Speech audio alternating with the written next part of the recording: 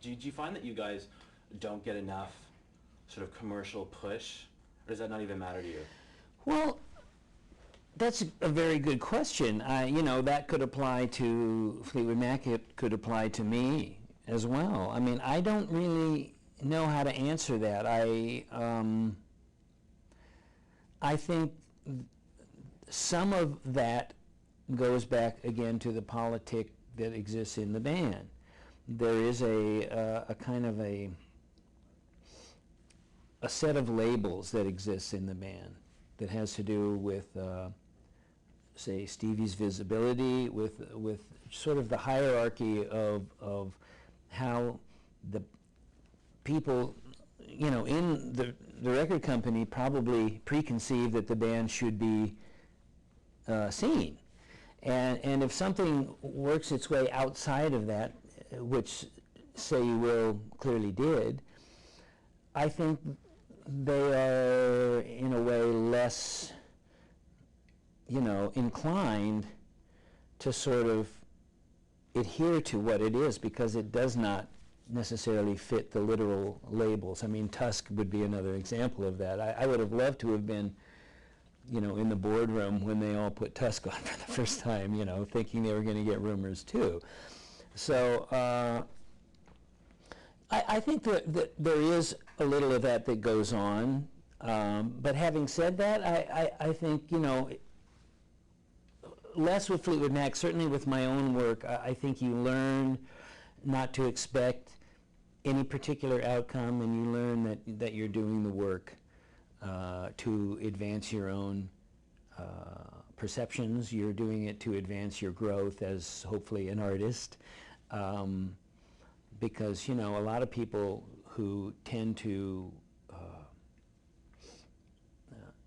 what would the word be, who tend to sort of accede to the outside forces that want them to be defined as a certain set of labels only, tend to, over a period of time, maybe quite incrementally, but paint themselves into a corner.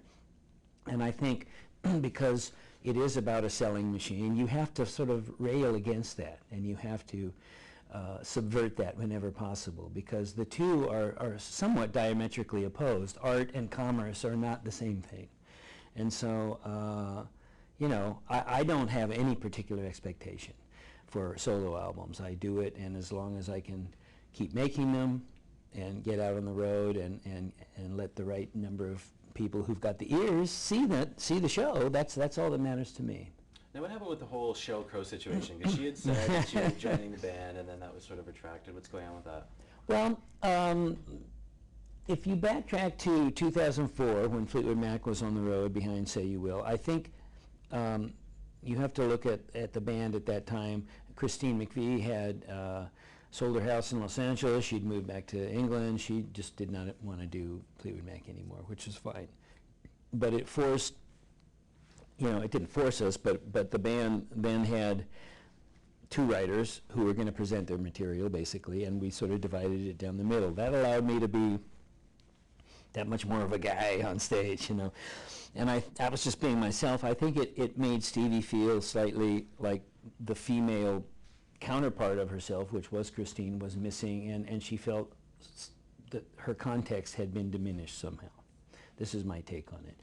And so you cut to, you know, a year and a half ago, or whenever this whole idea came to light, I think she sort of floated the idea of finding another female for the stage that would sort of reestablish that thing for herself, and possibly someone to do Christine McVie songs, which in my mind was, we were bordering on making it kind of loungy at that point. But what happened is that was basically a hypothetical idea that was floated. I said, that's fine if everyone wants to do that. I was not going to say that I didn't want to see that happen. I had some reservation about it, but it was just a hypothetical.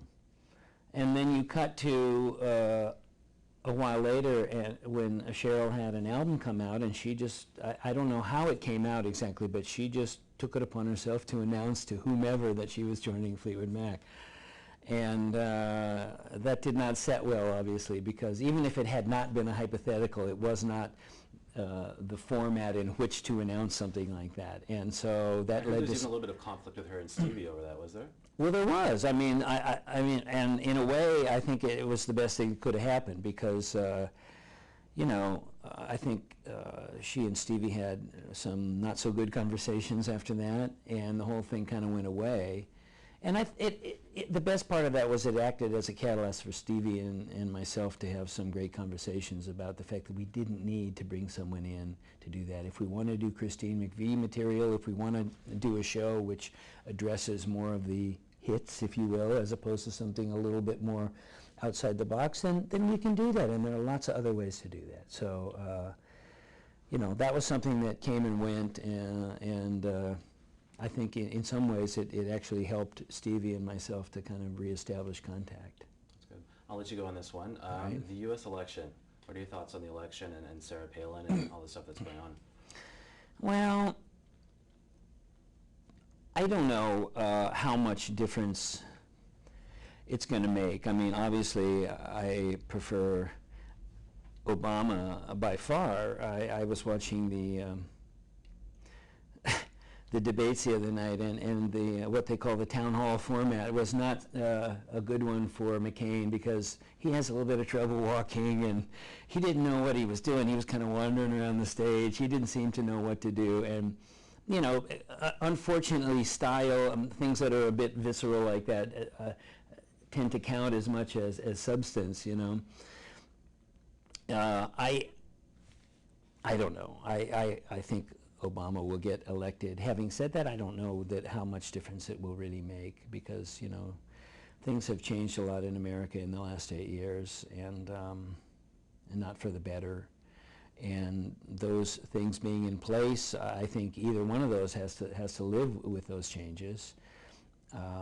You have to remember that both of these guys have gotten nominated with the corporate money, so they're not exactly Ralph Nader. You know, I question how much change there will be, but you know, I think Obama is someone who has his heart in the right place. So you've got to move to Canada then, right? Yeah, well, you got an election in a few days, right? Yeah.